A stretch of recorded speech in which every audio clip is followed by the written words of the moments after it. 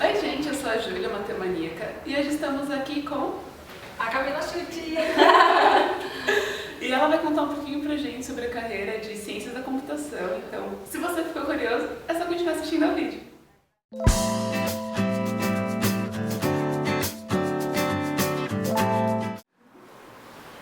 Bom, vamos começar com a pergunta que eu mais gosto, que é: Camila, por que você escolheu Ciência da Computação?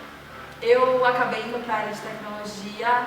Para falar bem a verdade, eu não sabia bem a diferença entre ciência da computação, engenharia da computação, sistema de informação, análise de sistemas. Para mim era tudo a mesma coisa.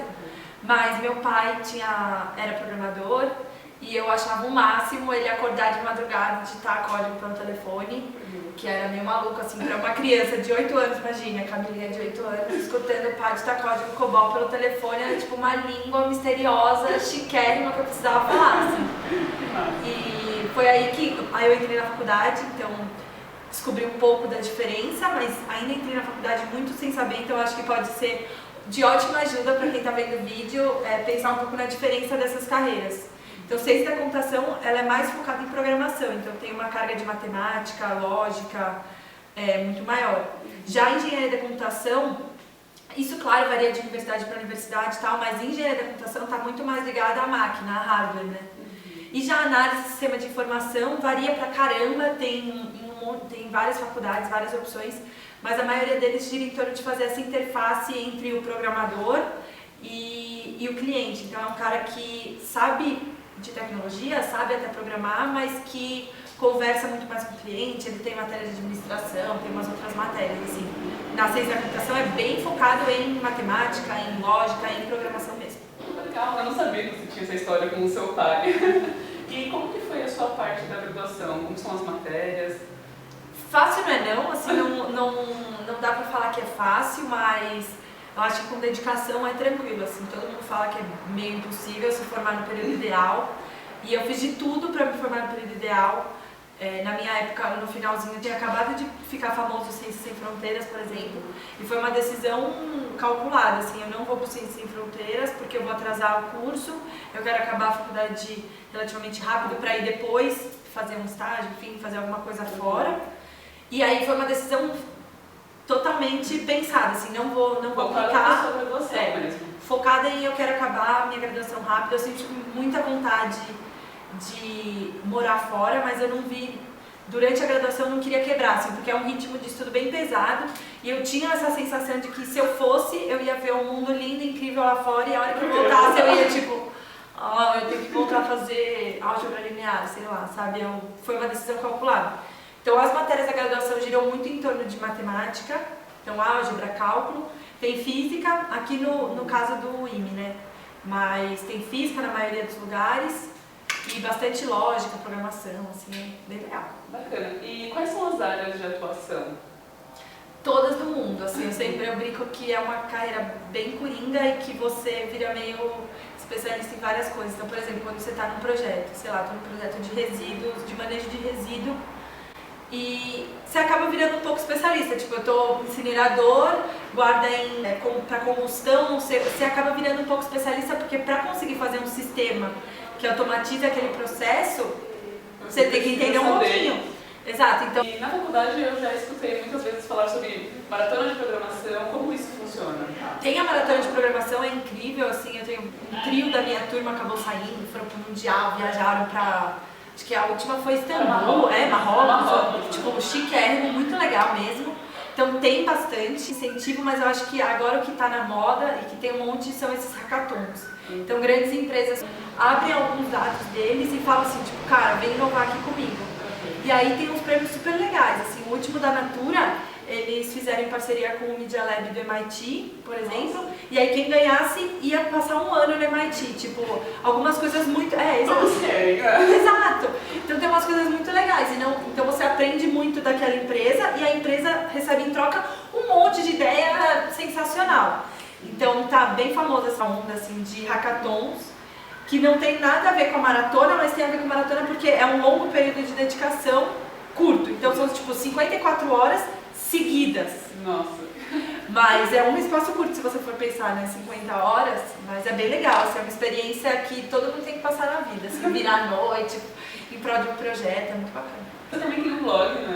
Tenho, Mulheres na Computação. Que bacana. E como surgiu a ideia? Surgiu da necessidade de tentar mostrar que computação era não só um menino de óculos na frente de um computador com uma tela preta com letrinha verde passando, assim, quando eu entrei na faculdade. Matrix. Exato, que é esse estereótipo que as pessoas têm. Quando eu entrei na faculdade eu me vi sozinha, então eu me vi a única menina de uma turma de 40 caras, um professor homem que dava aula pra lousa, assim, era muito... Aquele ambiente, a hora que eu olhei do lado, eu falei, como que eu vou sobreviver aqui, sabe? E com o tempo, eu fui me apaixonando tanto pela área, milhões de amigos, e minha vida hoje, assim, vivo aqui, mas nesse início foi muito complicado pra mim. Mesmo porque a maioria dos meninos que entrou tinha técnico, porque é mais comum os meninos acabarem indo pra técnico. Então eles chegam aqui, primeiras matérias, pé nas costas, não precisa nem estudar. E eu tinha que rolar de estudar. Não, muito, estudar muito. E aí chegava lá na prova, 6, 7. Eles ficam bravos, porque pra mim tirar 7 era tipo a pior coisa do mundo. E a média é 5 aqui. Eu 6, 7, tipo, cara, eu estudei 90 mil horas. Exato, eu estudei 90 mil horas. Como que pode eu ter tirado 7, sabe? Então, e eles olhavam tipo, ah, isso é muito fácil. Eu falava, cara, como que é fácil? Só que ninguém tinha falado pra aquela menina de 18 anos que todo mundo tinha passado 4 anos quebrando a cara, tentando entender todo o paradigma e tal. Eles já tinham passado por esse processo que estava passando agora. Né? Exatamente. E se você tivesse que falar alguma coisa para incentivar ou desmotivar as pessoas a fazerem ciência da computação, o que você falaria? Nossa, acho que eu nunca vou desmotivar ninguém a fazer ciência da computação, porque assim como mudou minha vida, eu acho que pode mudar a vida das pessoas no sentido, em todos os sentidos, assim. Eu hoje sinto que eu tenho uma aliada debaixo do braço, então tudo que eu consegui fazer até hoje foi usando a tecnologia como aliada. Então, por exemplo, pra mim era surreal imaginar que eu conseguia trabalhar no meu quarto e atingir milhares de pessoas nos Estados Unidos. Por exemplo, quando eu trabalhava no Curiosity Machine. Era tipo, eu trabalhava no meu quarto, sabe, e atingia um monte de gente, o próprio blog, assim, o blog no fundo é tecnologia também. Se isso não existisse, como que a gente atinge tanta gente? Como que a gente já tá aqui, sabe? Exato, então eu nunca vou desmotivar ninguém a fazer. E eu acho que o que mais me motiva em ciência da computação é ver tecnologia como uma ferramenta de transformação. Que foi sempre como eu vi, assim, eu nunca vi ciência da computação como um fim, tipo, programar por programar. É programar para resolver um problema, programar para transformar o mundo, sabe?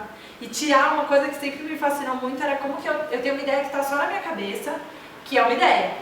E aí eu consigo, sem custo nenhum, se eu quiser, ir lá e transformar numa coisa e atingir milhares de pessoas, sabe? Então isso pra mim sempre foi muito surreal. Então eu só tenho conselhos de motivação para quem quiser fazer ciência da computação. Eu acho que independe de gênero, que a gente ainda tem uma barreira grande de meninas na área, independe de idade. Eu vejo muita gente que olha aqueles casos de meninos que com 5 anos já estão programando, ganhando. Beleza, isso existe, mas você não pode achar que com 20 e poucos anos eu recebo e-mail todo dia de gente que lê o blog e fala, ai, mas eu tenho 25 anos, eu tô velho pra aprender. Tipo, cara, você tem 25 anos. Exato, tipo, se você tivesse 50, eu ia falar pra você que dá tempo se você quiser, sabe? E com 25 anos alguém colocasse a pressão de que, não, tô velho pra aprender, não posso mais, eu acho meio surreal. Então independe de gênero, independe de idade, depende de poder aquisitivo. Já ouvi muita gente, eu viajei bastante fazendo essas atividades de Hack Day e tal. Tipo, no meio da Amazônia o cara fala assim, não, tecnologia não é pra mim. Mas ao mesmo tempo você pergunta de uma geladeira e não tem, mas o smartphone ele tá lá usando, tá conversando. Falando com o mundo. Exato, e aí ele olha e só consegue se ver como usuário. Então eu acho que a mensagem maior de motivação é que, independente de idade, gênero, poder aquisitivo, todo mundo pode transformar a tecnologia numa ferramenta, numa aliada. Muito obrigada, Ká. E eu vou deixar o blog da Camila aqui na descrição, então é isso. Bom, gente, espero que vocês tenham gostado desse vídeo. E se vocês gostaram, dê uma curtidinha aqui. Não esqueçam de deixar o seu comentário, caso ainda tenha alguma dúvida, alguma pergunta, a Camila pode estar respondendo para vocês. Então, é isso. Beijos e bons estudos!